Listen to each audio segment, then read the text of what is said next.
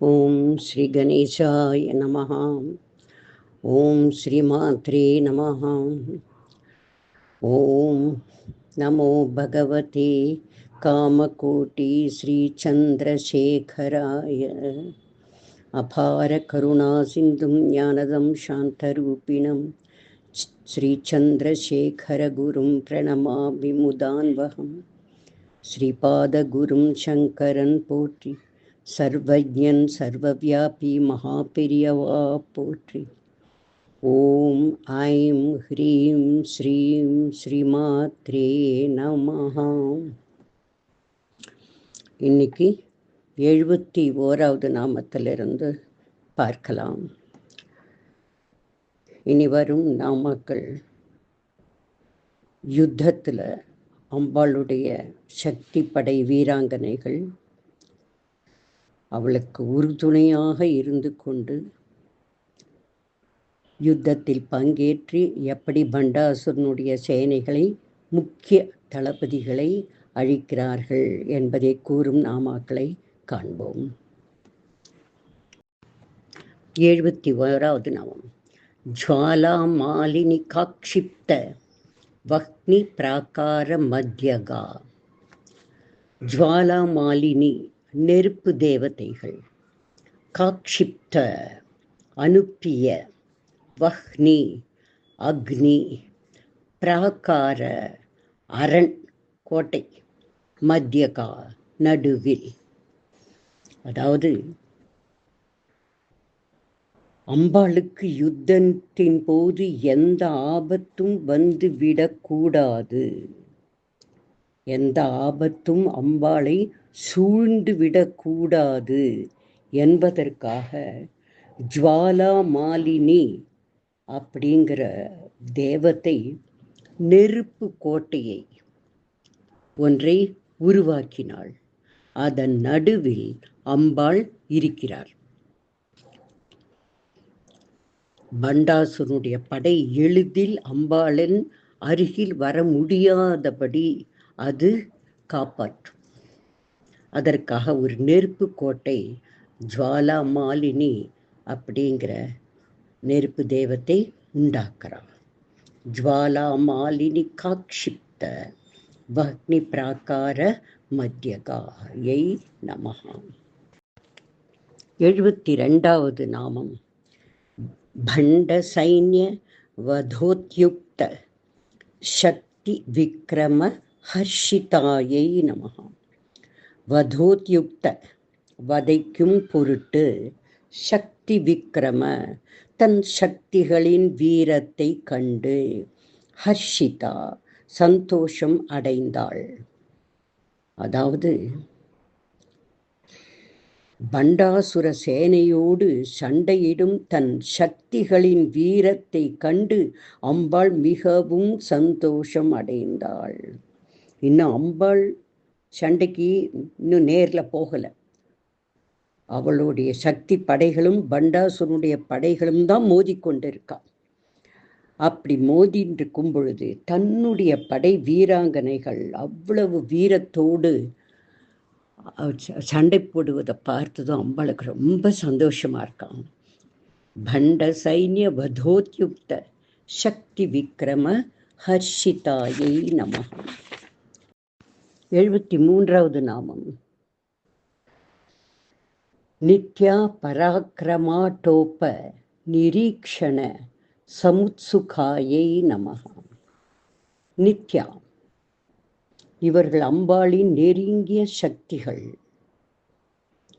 இவர்கள் 15 திதி தேவிகள், பிரதமே த்விதியைன்னு வருதே, அந்த 15 திதி தேவிகள் வாழலாம்.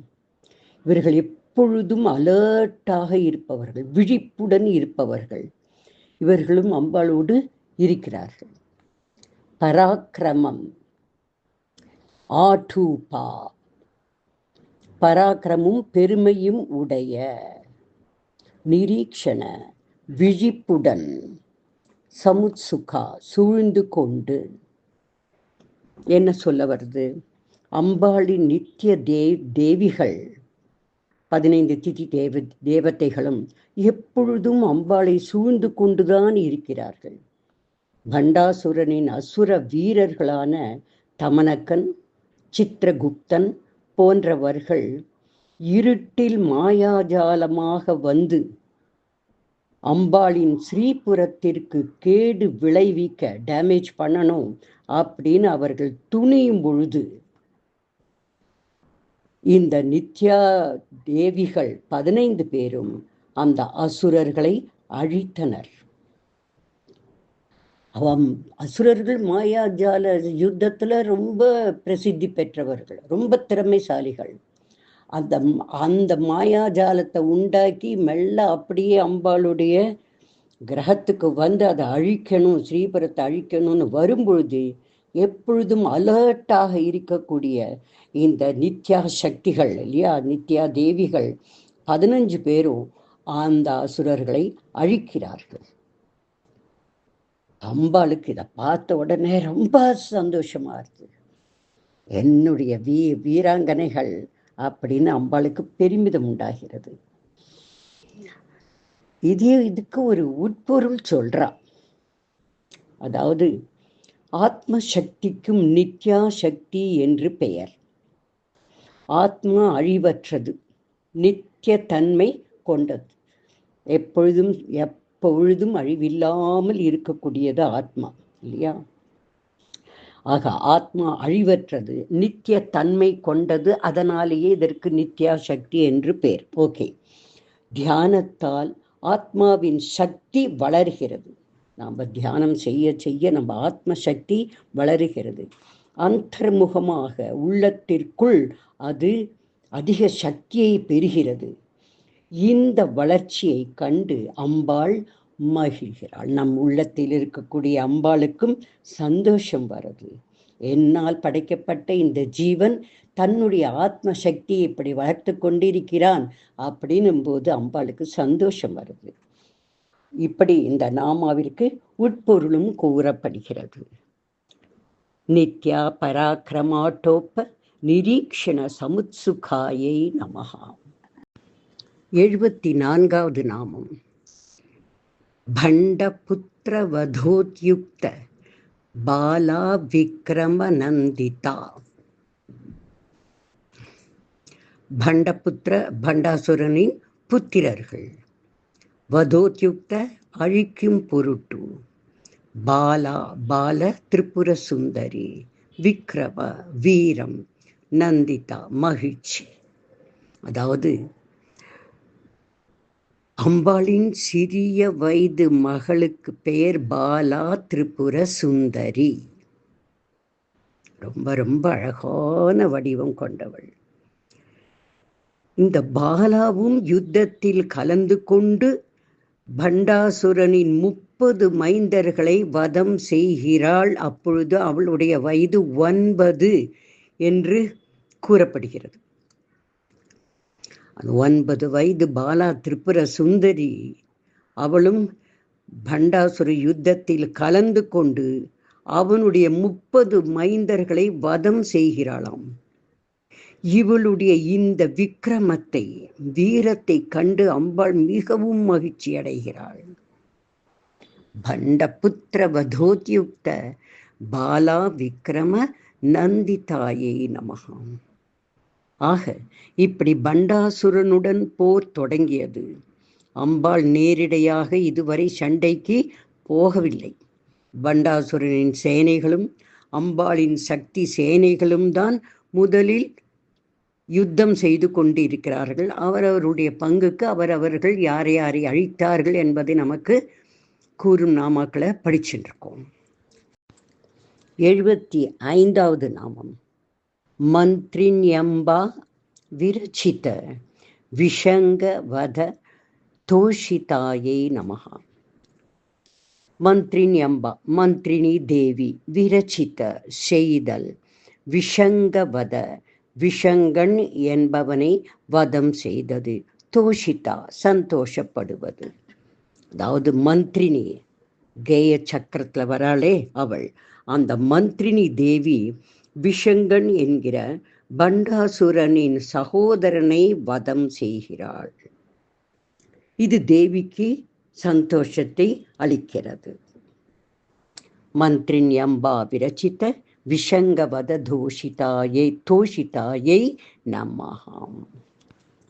அடுத்த நாமா 76.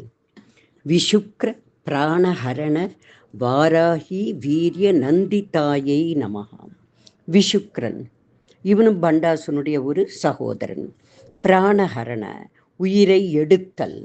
வாராகி வீரிய வாராகியின், அதாவது கிரிச்சக்கரத்தில் வராளே, வாராகியின் வீரம் கண்டு அம்பாளுக்கு நந்தி தாயை மகிழ்ச்சி அடைகிறாள். அதாவது வாராகியானவள் விஷுக்ரன் என்கிற பண்டாசுரனின் சகோதரனை வதம் செய்கிறாள். இதை கண்டு அம்பாள் மகிழ்ச்சி அடைகிறாள். இப்படி அம்பாளின் சக்தி சேனைகள் பண்டாசுர யுத்தத்தில் ஈடுபட்டனர். நம்ம இதுவரைக்கும் படித்தது சண்டை எப்படியெல்லாம் நடந்தது என்று கூறக்கூடிய நாமக்கள்.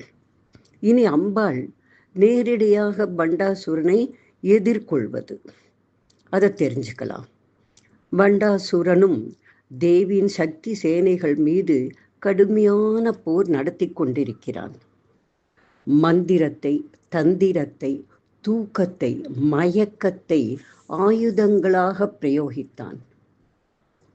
அதனால சக்தி படைகளில் பல பேர் தூக்கத்தினாலும் மயக்கத்தினாலும் கட்டுண்டு போனார்கள். அவர்களால் போர் செய்ய முடியவில்லை. போருக்கு போகும்போது மயக்கம் வருகிறது, தூக்கம் வருகிறது, அதனால் கட்டுண்டு கீழே கிடந்து விட்டார்கள். ஆனால் இதுக்கு எல்லாத்தையும் தாண்டி நிற்கிறது இந்த மந்திரினியும் வாராகியும் தான். அவ்வாதான் இந்த தூக்கத்தையும் மயக்கத்தையும் அந்த அஸ்திரங்களை கடந்து நிற்கிறார்கள். மற்றவர்கள் கட்டுண்டு விட்டார்கள். அவர்களை தேவி எழுப்பிக் கொண்டிருந்தாள். இப்படி சண்டை போடுபவர்களின் புத்தியை சலனப்படுத்தி தன் நிலை மறக்க மாயாஜாலங்களை பண்டாசுரன் பிரயோகப்படுத்தினான். ஆனா இவையாவும் அம்பாளால முறியடிக்கப்படுகிறது. இப்படி அந்த யுத்தம் நடந்து கொண்டிருக்கிறது. இனி அம்பாள் நேரடியாக பண்டாசுரனை எதிர்கொள்கிறாள். இவனுடைய இந்த மாயா ஜாலத்துல என்னுடைய சக்தி சேனைகள் கொஞ்சம் துவண்டு போறா. இனி இவனை இப்படியே சும்மா விடக்கூடாது, லெட் மீ என்டர் அப்படின்னு அம்பாள் நேரடியா யுத்தத்திற்கு வரா. அடுத்து 77வது நாமம். காமேஸ்வர முகாலோக கல்பித்த ஸ்ரீ கணேஸ்வராயை நமஹாம். காமேஸ்வர முக ஆலோக கல்பித்த கணேஸ்வராயை. முக ஆலோக முகத்தை பார்த்து, கல்பித்த உருவாக்கிய,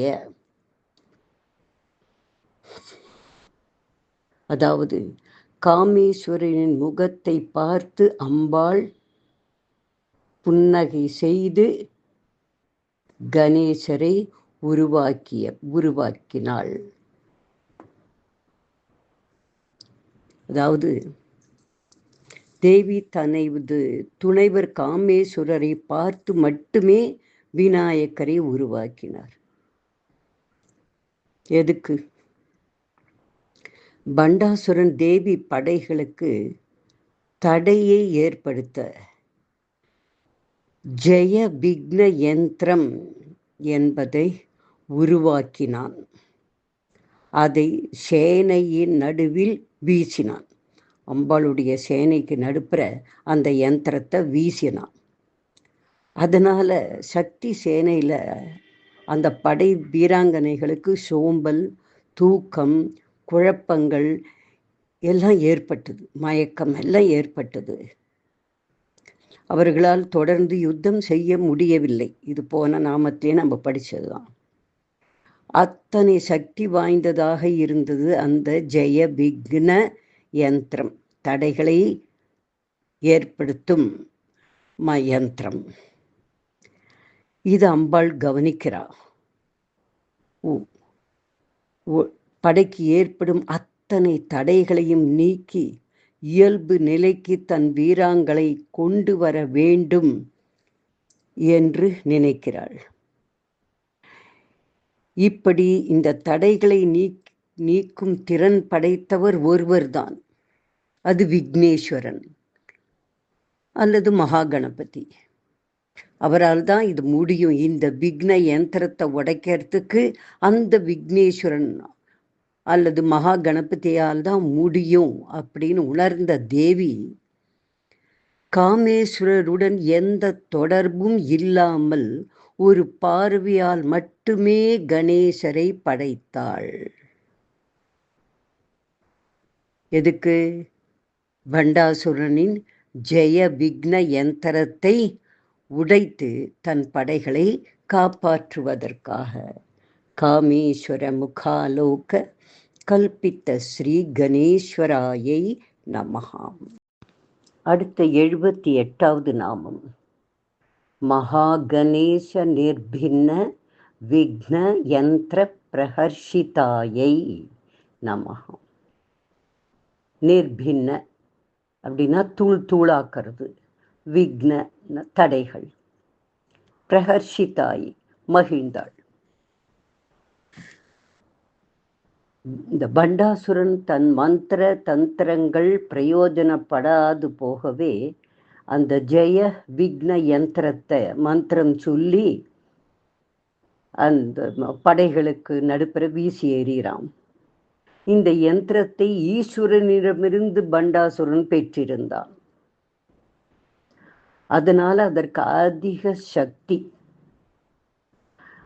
இதன் அருகில் எவரும் செல்ல முடியவில்லை. தடைகளை ஏற்படுத்தி எதிரிகள் போர் செய்ய முடியாமல் தடுக்கும் ஆற்றல் கொண்டது அவன் பிரயோகித்த அந்த விக்ன யந்திரம். அப்போது அம்பாளால் கற்பனையாக உருவாக்கப்பட்ட காமேஸ்வர முகாலோக கல்பித்த ஸ்ரீ கணேஸ்வராய, அந்த கற்பனையாக உருவாக்கப்பட்ட ஸ்ரீ கணேசர் யுத்த களத்தில் தோன்றி விக்ன யந்திரத்தை பின்னப்படுத்துகிறாள். தூள் தூளாக்குறார் அந்த யந்திரத்தை. விக்னத்தை ஏற்படுத்தக்கூடிய அந்த யந்திரத்தை தூள் தூளாக்குறார். இப்படியாக பண்டாசுரனின் விக்ன யந்திரம் கணேசரால் முறியடிக்கப்பட்டது. இதை கண்ட அம்பாள் மிக்க மகிழ்ச்சி அடைகிறாள். பிரஹர்ஷிதாயை நமஹாம். மகா கணேச நிர்பின்ன விக்ன யந்திர பிரஹர்ஷிதாயை நமஹா. அந்த விக்ன யந்திரம் தூள் தூளாக்கப்பட்டு தன்னுடைய படைகள் காப்பாற்றப்பட்டதை நினைத்து அந்த விக்னேஸ்வரருடைய செயலை கண்டு அம்பாளுக்கு மிகவும் மகிழ்ச்சி ஏற்பட்டது என்று கூறக்கூடிய நாமா 78வது நாமம். 79வது நாமம் பண்டா சுரேந்திர நிர்முக்த சஸ்திர பிரத்யஸ்திர வர்ஷிண்யை நமஹா. பண்டா சுரேந்திர, பண்டா என்கிற அசுர தலைவன், நிர்முக்த அழிக்க, அஸ்திரம் ஆயுதம், பிரத்யஸ்திரம் எதிர் அஸ்திரம், வர்ஷிண்யை பொழிபவள். பண்டாசுரன் அம்பாளையும் அவள் சக்தி சேனைகளையும் தோற்கடிக்க பல அஸ்திரங்களை அனுப்புகிறான். அத்தனைக்கும் அம்பாள் பிரதி அஸ்திரங்களை, எதிர் அஸ்திரங்களை மழை என பொழிந்தாள். பண்டா சுரேந்திர நிர்முக்த சஸ்திர பிரத்யஸ்திர வர்ஷிண்யை நமஹா. அடுத்தது 80வது நாமம் கராங்குலி நகோத்பன்ன நாராயண தசாகிருத்தியை நமஹா. கர அங்குலி நக உத்பன்ன நாராயண தச ஆக்கிருத்தியை நமஹா. கர அங்குலி கை நகங்கள், நக உத்பன்ன நகத்திலிருந்து உற்பத்தி செய்த தோற்றுவித்த, தச ஆக்கிருதி 10 பலமிக்க வடிவங்கள். அதாவது ஸ்ரீ மகாவிஷ்ணு அசுரர்களை அழிக்க 10 அவதாரங்கள் எடுத்தார் இல்லையா? ராவணனை அழிக்க ராமர், கம்சனை அழிக்க கிருஷ்ணர், ஹிரண்யாட்சசனை அழிக்க வராகம், ஹிரண்யகசிபுவை அழிக்க நரசிம்மர், பேரழிவு தரும் வெள்ளத்திலிருந்து மனித குலத்தையும் வேதத்தையும் காப்பாற்ற மத்ஸ்யாவதாரம், அமிர்தம் எடுக்க கூர்மாவதாரம்,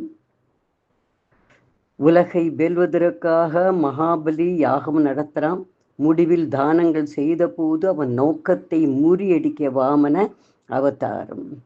ஏன்னா மகாபலி அசுரன், அசுரர்கள் உலகத்தை ஆண்டா இவன் வேணா நல்லவனா இருக்கலாம், இவனுக்கு பின்னாடி இவர வம்சங்கள் அசுர வம்சம் எப்படி இருக்கும்? அதனால அவனுடைய நோக்கத்தை முறியடிக்க வாமன் அவதாரமா வந்தார். அடுத்தது பரசுராமர் அவதாரம், அதிக திமிர் பிடித்த சத்திரியர்களை அழிக்க எடுத்த அவதாரம், 21 தலைமுறை இல்லையா. அடுத்தது பலராமர், விஷ்ணுவின் ஆதிசேஷ அம்சம், கிருஷ்ணனோடு இருந்தவர். இப்படி மகாவிஷ்ணு 10 முக்கிய அவதாரங்களை எடுத்து அசுரர்களை அழித்ததை நினைத்து கொண்டாள் தேவி.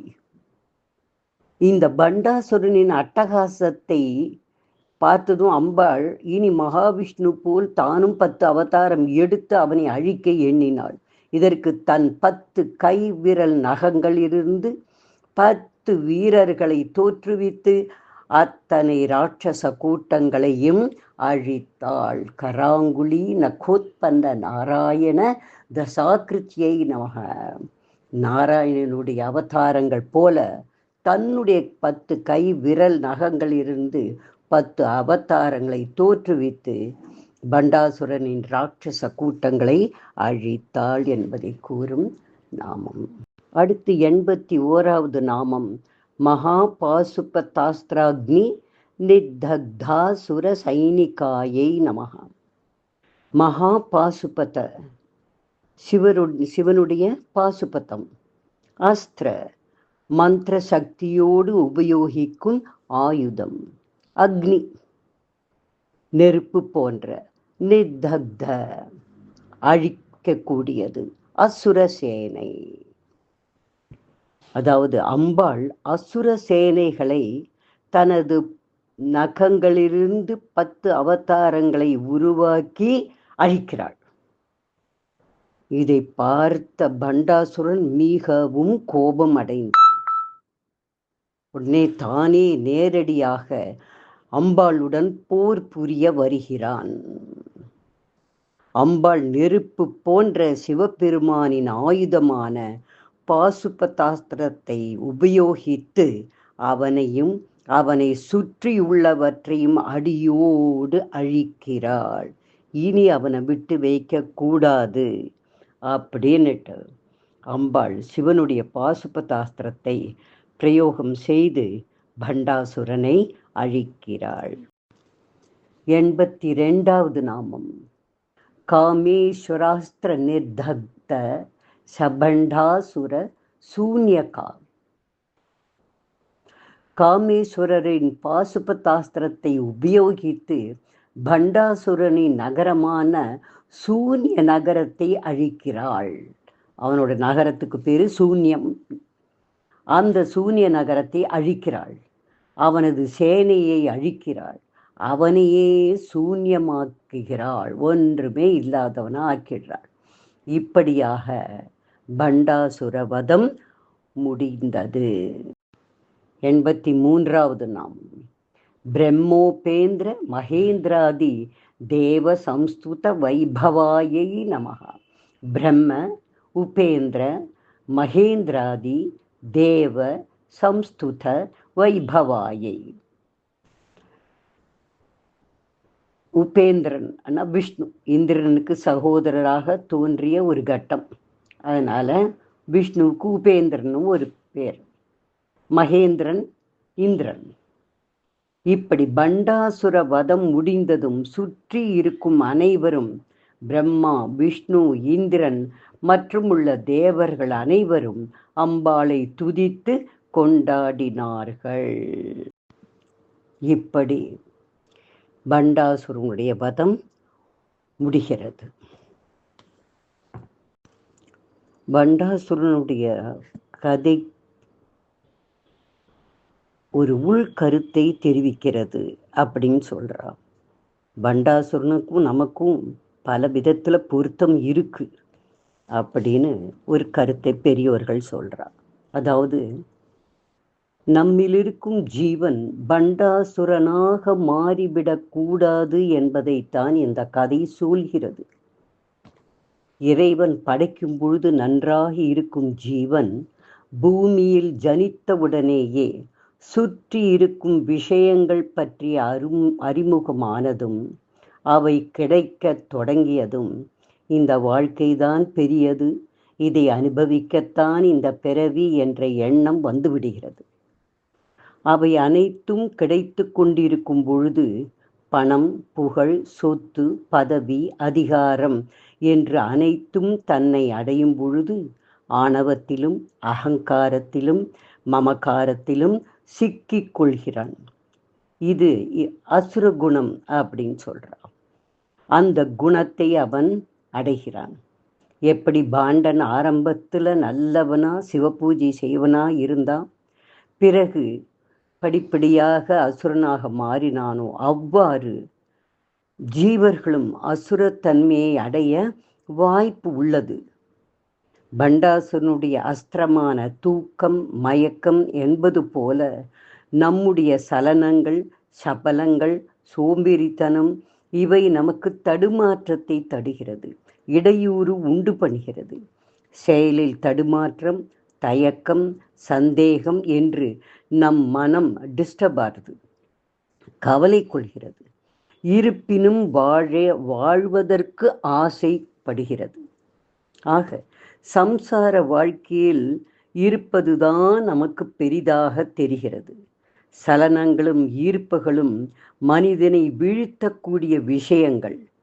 இந்த சலனம் என்பதைத்தான் உறக்கமாக, மயக்கமாக, தந்திரமாக பண்டாசுரன் தன் எதிரிகளை வீழ்த்த, அதாவது சக்தி சேனைகளை வீழ்த்த அனுப்பிய அஸ்திரங்கள் என்று உருவகப்படுத்துகிறார்கள். அந்த சக்தி சேனைகள் இதற்கு ஆட்பட்டு விழுந்த போது மந்திரினியும் வாராகியும் மட்டும் பாதிக்கப்படவில்லை இல்லையா? இந்த மந்திரினிங்கிறவ இக்ஷு கோதண்டத்திலிருந்து வந்தவள், கரும்புவில். நம் மனம் கரும்பு வில்லாக அம்பாள் ஏந்தி கொண்டிருக்கிறாள். வாராகி பஞ்சபானங்களிலிருந்து வந்தவள். இந்த நம்முடைய ஐம்பொறி புலன்களாக 5 மலர் அம்புகளாக அம்பாள் தன் கரத்தில் ஏந்தி இருக்கிறாள். ஆக நம்முடைய மனதையும் நம்முடைய 5 பொறிகளையும் அம்பாள் தன் கையில் வைத்திருக்கிறாள். இதனுடைய அர்த்தம் என்ன? ஐம்பொறிகளையும் புலன்களையும் மனதையும் கட்டுப்படுத்தினால் எல்லாம் சரியாக இருக்கும். இவற்றை கட்டுப்படுத்த ஒரே வழி இந்திரியங்களையும் மனதையும் அம்பாளிடம் சேர்த்து விட்டால் அவை எந்தவித சலனத்திற்கும் ஆட்படாமல் இருக்கும். அம்பாள் அதற்கு பொறுப்பேற்கிறாள். அதனால்தான் பண்டாசுரன் கதை நம் வாழ்க்கையை பிரதிபலிக்கும். ஸ்ரீ லலிதா சஹஸ்ரநாமம் வெறும் நாமாவளி இல்லை. அந்த திருநாமங்களுக்கும் அபரிமிதமான சக்தி பொதிந்து கிடக்கின்றன. அந்த சக்தியை நமக்கு கொடுப்பவளாக இருப்பதால் தான் அம்பாளுக்கே சக்தி என்கிற திருநாமம். நம்மை மீறிய விஷயங்கள் நம்மை தாக்கும் பொழுது தாயே நீதான் காப்பாற்ற வேண்டும் என்று மனப்பூர்வமாக அவளை சரணடைந்து விடுவதுதான் நமக்கு இருக்கும் ஒரே வழி. நம் கஷ்டங்களுக்கு, நம் கஷ்டங்கள் பிரச்சனைகளான அஸ்திரங்களுக்கு பிரத்யஸ்திர வர்ஷினி அவள். அந்த கஷ்டங்களிலிருந்தும் பிரச்சனைகளிலிருந்தும் நம்மை காப்பவள். பண்டாசுரனை வதம் செய்ய மட்டும் வந்த அவதாரம் இல்லை லலிதாம்பிகை. ஒவ்வொரு ஜீவனும் நன்றாக வாழ வேண்டும் என்பதற்காக, அவள் இந்த ஜீவனுக்கு வழிகாட்டுவதற்காக, அந்த ஜீவர் உள்ளத்தில் இருக்கும் பண்டாசுரனை அழிப்பதற்காக அம்பாள் அவதாரம் எடுக்கிறாள். அபிராமி பட்டர் சொல்லுவார், அன்றே தடுத்தென்னே ஆட்கொண்டாய் கொண்டதல்ல என் கை, நன்றே உனக்கு இனி நான் என் செய்யினும் நடு கடலுள் சென்றே வீழினும் கரை ஏற்றும் கை உன் திருவுளமே ஒன்றே.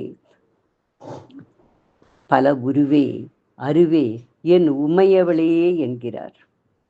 எல்லாம் உன் பொறுப்பு தாயே என்கிற சரணாகதி தத்துவத்தை கூறும் பாடல். ஆக நமக்குள்ளும் இருக்கும் பண்டாசுரனை அழிப்பதற்கு அம்பாளை சரணடைவதேதான் ஒரே வழி. 84வது நாமம் ஹரநேத்ராக்னி சந்தக்த காம சஞ்சீவ நௌஷிதியை நமஹ.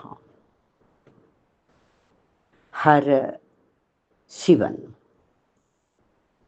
நேத்ர அக்னி நெற்றியின் அக்னி கண், சந்தக்த பஸ்பமாகி காம மன்மதன், சஞ்சீவ புனர்ஜன்மம் ஔஷதம் மருந்து. அதாவது சிவனின் நெற்றிக்கண் தீயினால் சாம்பலாக்கப்பட்ட மன்மதன் மீண்டும் உயிர் தெழ புனர்ஜென்மம் எடுக்க மருந்தாகி வந்தவள் அம்பாள். ஹரநேத்ராக்னி சந்தக்த காம சஞ்சீவ நௌஷித்யை நமஹா. அதாவது தாரகாசுரன் கடும் தவம் பண்ணி தனக்கு மரணம் என்பது சிவன் பார்வதிக்கு பிறக்கும் மகனால் மட்டுமே ஏற்பட வேண்டும்னு ஒரு வரம் வாங்கிக்கிறான். அப்புறம் அசுரன்கிற புத்தியில தேவர்களை எல்லாம் ஹிம்சிக்கிறான். அப்போ தேவர்கள் எல்லாம் அம்பாள் கிட்ட போய் பிரார்த்தனை பண்றான். அம்மா, இந்த தாரகாசுரன் இப்படி ஒரு வரம் வாங்கிட்டு இருக்கான், எங்களையெல்லாம் இவ்வளோ இம்சப்படுத்துறாம்மா, நீங்க தான் காப்பாற்றணும் அப்படின்னு அம்பாள்கிட்ட சரணடைகிறான். அப்போ அம்பாள் சிவன் கிட்ட வரும்பொழுது சிவன் தவக்கோலத்துல இருக்கார். அப்போ இந்திரன் முதல தேவர்கள் எல்லாம் மன்மதனை கூப்பிட்டு சிவன் மீது காம பானத்தை விட சொல்றான். முதல்ல மன்மதன் பயப்படுறான். ஆனாலும் இவர்கள் வற்புறுத்தலுக்கு இணங்க காம பானத்தை சிவன் மீது ஏவுகிறான்.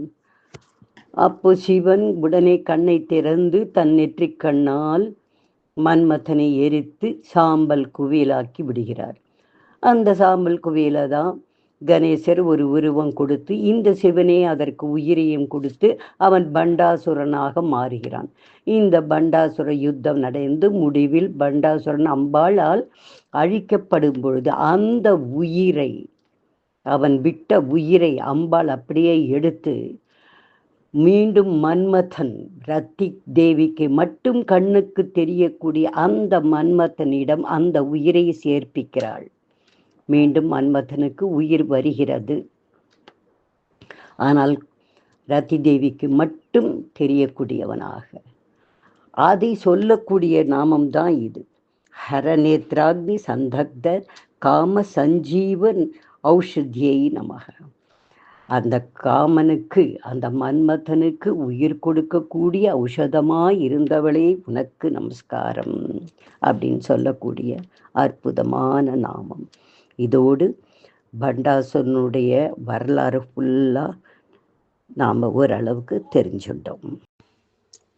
ரகஸ்யானாம் ரகஸ்யம் ச லலிதா பிரீதிதாயகம் அனேன சதிருஷம் ஸ்தோத்ரம் ந பூதம் ந பவிஷ்யதி சர்வரோக பிரசமனம் சர்வசம்பத் பிரவர்தனம் சர்வ அபமிருத்யு சமனம் காலமிருத்யு நிவாரணம் குஹ்யாதி குஹ்ய கோப்த்ரீத்வம் கிருண்ணாஸ்மத் கிருதம் ஜபம் சித்தேர்பவது மே தேவி त्वत् प्रसादान्मयि स्थिरा.